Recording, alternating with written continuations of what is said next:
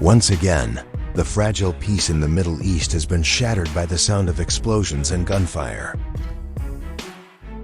The ceasefire, painstakingly brokered by the United States over weeks, has officially collapsed. After field reports confirmed, Israel has launched a new airstrike, directly targeting strategic sites deep inside Iranian territory. This attack not only marks the end of a once hopeful diplomatic effort, but also drags the region back to the brink of war, where promises and agreements now lie in ashes beneath the smoke and fire.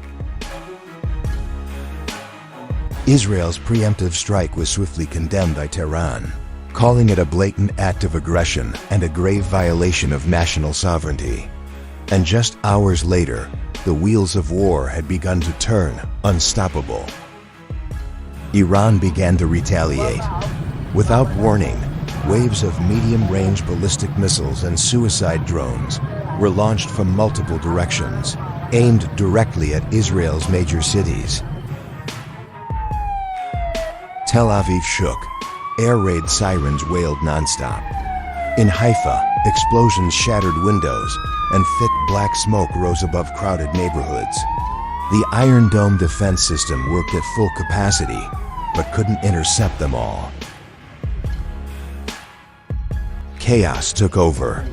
Civilians panicked, rushing into bomb shelters. Traffic collapsed. Schools and hospitals were forced to shut down. Life, already tense for weeks, had now reached its breaking point. Fear spread across Israeli cities. Amid blaring sirens and the flashing red lights of ambulances, people could only look at one another, stunned and silently asking, was this just a warning shot or the opening salvo of a full-scale war? Unease spread like wildfire through dry grass. No one could say what would happen next.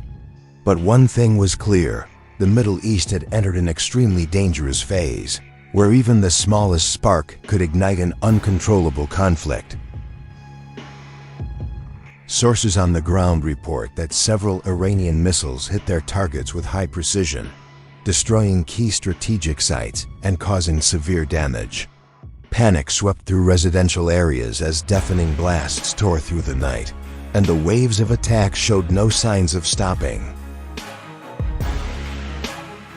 Late in the night, Iran's foreign ministry spokesperson issued a strong statement. This is a legitimate retaliation against the blatant violation of our national sovereignty by the Zionist regime. Israel has unilaterally broken all commitments, and therefore, all ceasefire agreements are now void. If they continue their acts of aggression, Iran will respond with greater force, on a broader scale, and with no limit.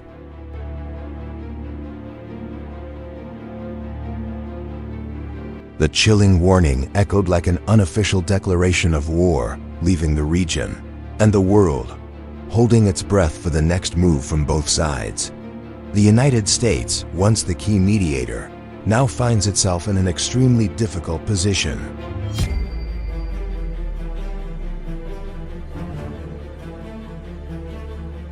The U.S. State Department issued a statement expressing deep concern and called on both sides to exercise restraint. But that seemed far from enough to stop the growing storm of violence.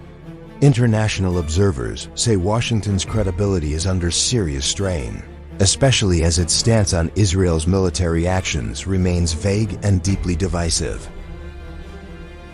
Meanwhile, global military and political experts are sounding the alarm. This breach of the ceasefire could be the spark that ignites a prolonged chain of conflicts, far beyond the reach of any diplomatic power to contain. If the situation continues to escalate, the risk of a regional war on a scale not seen since the 1970s becomes very real. And this time, the consequences may reach far beyond the borders of the Middle East. The international community is urgently calling for dialogue. But with Iran having launched its retaliation, and Israel reportedly preparing to strike back with air power and ironclad defenses, the path to a genuine peace has never looked more uncertain. Chaos took over.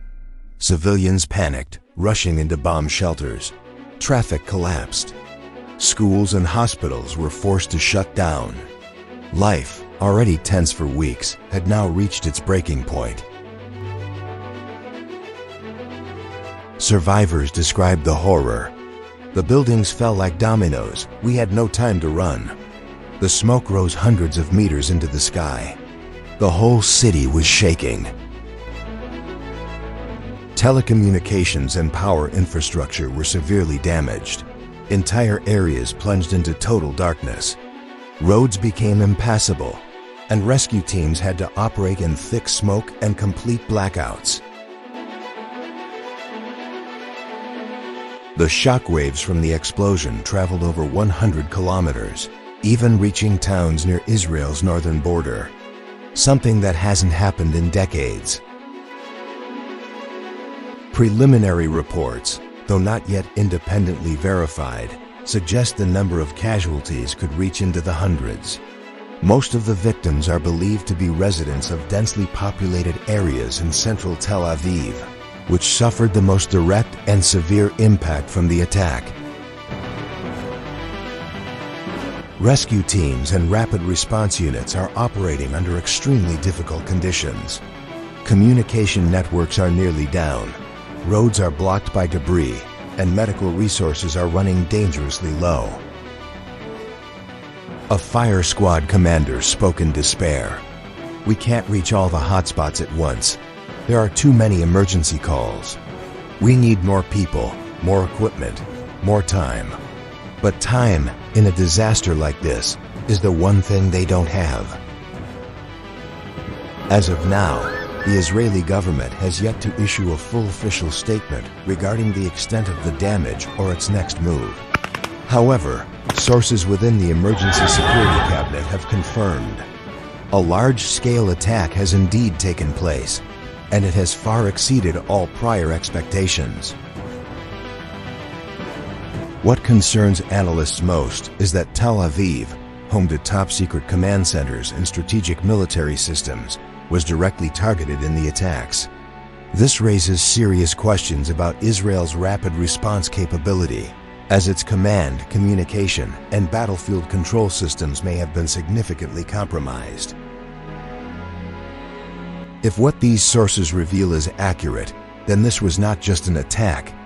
It was a carefully calculated first strike, designed to cripple the very heart of Israel's military command.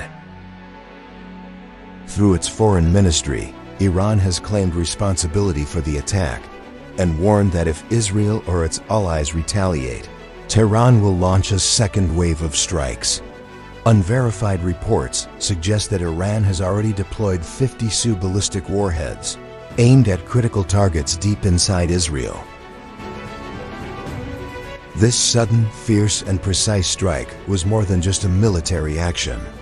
It was a strategic message from Tehran that Iran is prepared to go further and ready for direct confrontation if pushed to the edge. These are no longer empty threats. This is real action, with clear intent and a message that cannot be misunderstood. We will not back down. And while much of the world still sleeps, the heart of the Middle East has awakened, not to the light of dawn, but to explosions, fire, and tears.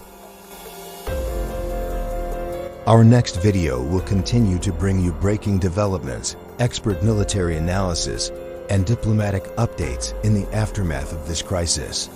Don't forget to subscribe and follow, so you won't miss a single detail of the biggest Middle East crisis of the decade.